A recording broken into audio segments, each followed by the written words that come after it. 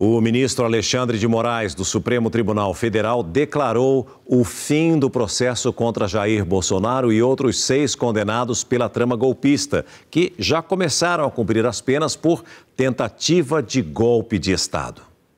A ordem de início do cumprimento das penas de Jair Bolsonaro, 5 ex-ministros e o ex-comandante da Marinha foi divulgada no início da tarde, menos de 24 horas após o encerramento do prazo para que as defesas apresentassem uma segunda rodada de recursos. Relator da ação penal, o ministro Alexandre de Moraes decidiu que o ex-presidente Jair Bolsonaro deverá cumprir a sentença na Sala de Estado Maior, localizada na Superintendência da Polícia Federal em Brasília. O local, com cerca de 12 metros quadrados, é onde Bolsonaro já estava preso preventivamente desde o último sábado por violar a tornozeleira eletrônica. O ministro justificou a escolha com base no caso do presidente Lula, que permaneceu preso por 580 dias na sede da Polícia Federal em Curitiba. Em 2019, o ministro do STF, Edson Fachin, impediu que o petista fosse transferido para uma penitenciária em São Paulo. O processo foi encerrado após a defesa de Bolsonaro não apresentar, no prazo encerrado nesta segunda, novos recursos à condenação, os chamados embargos de declaração, que não tinham potencial para alterar a sentença. Os advogados já tinham informado, no entanto, que pretendiam apostar em outro tipo de questionamento até o fim desta semana, um tipo de recurso que pedia a anulação da sentença. Na decisão, porém, Moraes adiantou que a condenação foi por maioria de 4 votos, sendo apenas 1 voto pela absolvição do réu Jair Messias Bolsonaro, placar que impossibilitaria esse tipo de recurso. Por considerar que esses embargos seriam apenas para atrasar o cumprimento da pena, o ministro determinou o encerramento da ação penal, o denominado trânsito em julgado, tanto de Bolsonaro quanto dos demais réus do núcleo crucial da trama golpista. 3 defesas que tinham apresentado recursos na noite desta segunda tiveram os pedidos rejeitados. Além de Jair Bolsonaro, que segue na Superintendência da Polícia Federal, já começaram a cumprir pena em Brasília o ex-ministro da Justiça Anderson Torres, preso no 19º Batalhão da Polícia Militar do Distrito Federal, conhecido como Papudinha. O ex-comandante da Marinha, Almir Garnier, na estação rádio da Marinha, os generais do Exército, Augusto Heleno e Paulo Sérgio Nogueira, no Comando Militar do Planalto, e o general Braga Neto vai permanecer recolhido na 1ª Divisão do Exército na Vila Militar, no Rio de Janeiro, onde já está preso desde dezembro do ano passado. O deputado federal Alexandre Ramagem segue foragido nos Estados Unidos. Com o trânsito em julgado, punições derivadas das condenações também serão executadas. Servidores públicos, como o ex-ministro Anderson Torres, que é delegado da Polícia Federal, perderão os cargos. E o Tribunal Superior Eleitoral será informado para que, com base na lei da ficha limpa, declare a inelegibilidade de todos os condenados pelo tempo da pena e mais 8 anos após este período. Para o ex-presidente Jair Bolsonaro, isso significa 35 anos impedido de se candidatar em eleições. Mesmo com o encerramento da ação penal, as defesas de Jair Bolsonaro e Alexandre Ramagem afirmaram que vão insistir na apresentação de recursos à condenação, os embargos infringentes que tentam anular a sentença. Segundo o advogado e professor de Direito da FGV, Tiago Bottino, a tendência é de rejeição dos questionamentos. O ministro Alexandre de Moraes fez para aquelas defesas que interpuseram esse recurso, já declarar que eles eram inadmissíveis. E para as defesas que não protocolaram esse tipo de recurso, já declarar o trânsito em julgado. Por quê? Porque o entendimento do tribunal é que esse tipo de recurso não cabe para esse tipo de julgamento. O início do cumprimento da pena foi uma decisão individual do ministro Alexandre de Moraes, do STF, mas a medida é analisada neste momento pelos demais ministros que integram a 1ª turma do Supremo. Nós vamos seguir em Brasília, falando com a Paula Cuenca, agora ao vivo, ela nos atualiza sobre esse julgamento. Paula, nós já temos o posicionamento dos demais ministros sobre o fim dessa ação penal? Eles devem seguir aquilo que disse o ministro Alexandre de Moraes? Boa noite para você. Boa noite para você também, César. Para quem está nos acompanhando, nós já temos atualizações. O ministro Flávio Dino já votou para confirmar a decisão de Moraes de encerramento das ações penais e início do cumprimento das penas. Dessa forma, faltam apenas os votos dos ministros Cristiano Zanin e Carmen Lúcia, até porque a gente lembra que com a transferência de Luiz Fux para a segunda turma, a primeira turma está com uma vaga em aberto à espera do sucessor do ministro Luiz Roberto Barroso. Esse julgamento, que acontece no plenário virtual, está previsto para ser encerrado nesta quarta às 6 horas da tarde.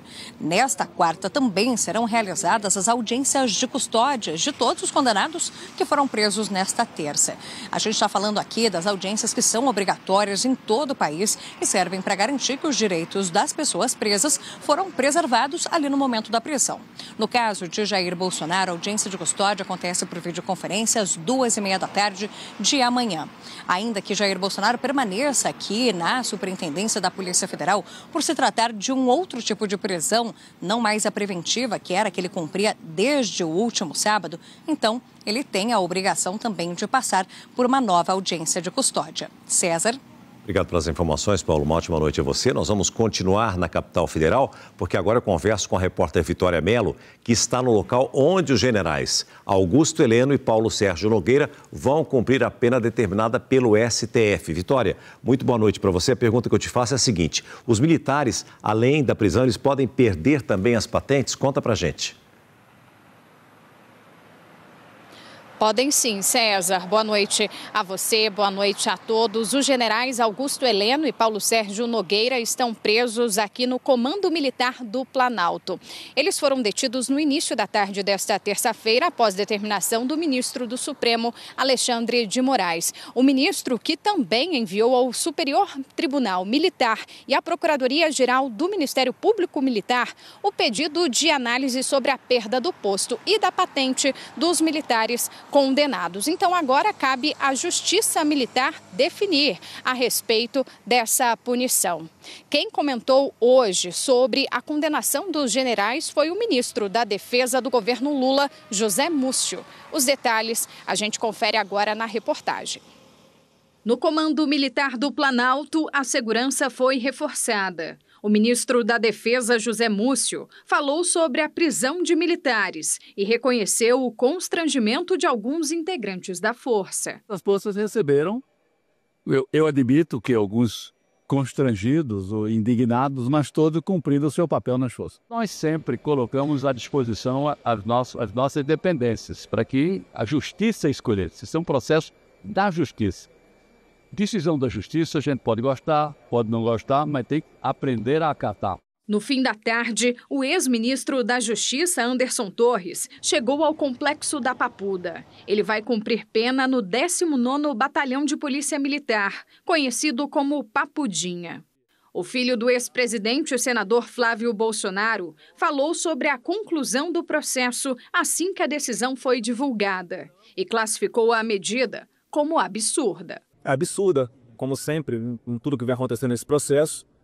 Um presidente na situação que se encontra, ele não voltar, pelo menos, para a prisão domiciliar, e já tomou uma decisão inédita, com base na lei da cabeça dele, que transita em julgado uma sentença ainda com prazo aberto ao recurso que são os embargos infringentes. O governador de São Paulo também se manifestou. Recebo sempre com muita tristeza, né, porque confio muito na inocência do presidente, trabalhei com o presidente, conheci o presidente, sei da boa intenção, do bom propósito, uma pessoa que sempre procurou fazer o melhor. Confio que um dia isso vai ser esclarecido e que a gente vai ver o presidente solto novamente. O ministro do Supremo, Alexandre de Moraes, também decretou o início da pena do deputado Alexandre Ramagem, do PL do Rio de Janeiro, que deixou o país antes do início do cumprimento da pena. Um dia antes, o parlamentar se manifestou pela primeira vez sobre a ida para os Estados Unidos. Disse que não se considera foragido da justiça e desafiou Moraes. Se ele quiser pedir minha extradição, ele vai ter que enviar essa ação do golpe nula do começo ao fim, ele vai ter que enviar para análise nos Estados Unidos. Com a condenação definitiva, o Supremo também determinou a perda do mandato parlamentar de Ramagem. Agora cabe à mesa diretora da Câmara formalizar a decisão, já que o tempo na prisão impediria a frequência mínima do deputado nas sessões da casa. Ramagem ainda vai ficar inelegível, perder o cargo de delegado federal e será incluído no Banco Nacional do Monitoramento de Prisões. A gente está oficiando a mesa agora, que tem a decisão do ministro Alexandre de Moraes e que a mesa faça o afastamento. É expresso.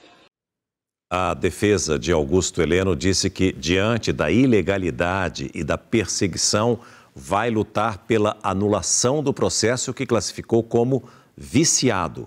O advogado de Anderson Torres afirmou que inúmeras provas demonstraram que o cliente não estava envolvido em qualquer tentativa de golpe e lamentou a decisão. Nós tentamos contato com as defesas de Almir Ganier e Paulo Sérgio Nogueira e estamos aguardando o retorno. E no Congresso, aliados de Bolsonaro tentam tirar de gaveta a anistia e dizem que já tem votos suficientes para a aprovação do projeto. Acompanhe. A anistia é tratada como principal rota de Bolsonaro para se livrar ou atenuar a condenação. Mas até agora o projeto avança de forma lenta e com muita resistência. Uma demora que o senador Flávio Bolsonaro diz não conseguir explicar. Eu não consigo entender por que foi interditado esse debate por causa de forças ocultas, alheias, externas ao Congresso Nacional. Pedimos ao presidente Hugo Mota, pedimos ao presidente Davi Alcolumbre, que deixe o processo legislativo acontecer. E se a gente ganhar, respeita a decisão. Se a gente perder, a gente vai respeitar a decisão, mas temos que ir para o voto. Um movimento que, se depender do governo, não deve avançar. Ao invés de avançar um projeto de interesse popular, fica numa pauta que nada tem a ver com o povo e que, na verdade, tenta blindar peixe grande que tentou um golpe contra a democracia. O texto em discussão, relatado por Paulinho da Força, une os crimes de tentativa de golpe e de abolição violenta do Estado Democrático de Direito. A mudança, na prática, reduziria a pena de condenados pelos ataques de 8 de janeiro e pela trama golpista. Mas até esse projeto, visto como o mais brando, perdeu força nos últimos dias. Atendendo ao pedido de Jair Bolsonaro, o PL tenta reforçar a pressão pela anistia e aproveitar o desgaste entre a liderança do PT na Câmara e Hugo Mota para fazer a proposta andar. A estratégia empaca em outra crise. O presidente da casa também suspendeu o diálogo com o líder do próprio PL, o que pode travar a articulação da oposição. O deputado do partido de Bolsonaro minimizou o atrito com Mota. A gente vai superar em qualquer relação de trabalho, até de casamento, você tem dia melhor, dia pior, o que é muito natural e na política não é diferente. Nesta terça-feira, Hugo Mota chegou sem falar com a imprensa e, ao celular, seguiu direto para o gabinete. Outra aposta da oposição é empurrar o tema pelo Senado, onde há um conflito entre Davi Alcolumbre e o líder do governo, Jacques Wagner, devido à indicação de Jorge Messias ao STF. O senador, que comanda a articulação governista, não vê espaço, porém, para a mudança de cenário após o trânsito em julgado. Eu não acho que tenha motivo para ele fazer agora. Se ele quiser fazer, é uma decisão pessoal do presidente. Óbvio que a oposição vai subir na tribuna, vai reclamar, mas, sinceramente, eu acho que já estava precificado.